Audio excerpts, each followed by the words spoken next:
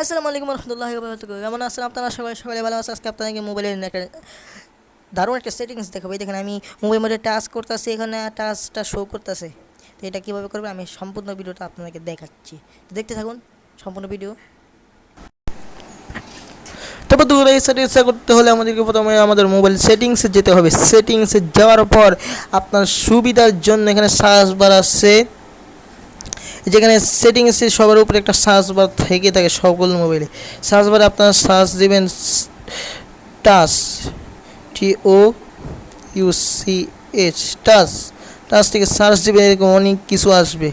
এখানে একটু নিচে যাবেন, এখানে লেখা আছে শো টাচ।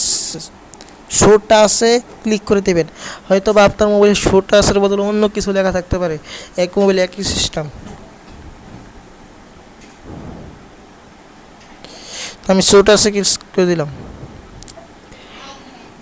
ক্লিক করে দেওয়ার পরে লেখা আছে শো টাচ, এই অপশনটা অফ আছে, অন করে দেবেন।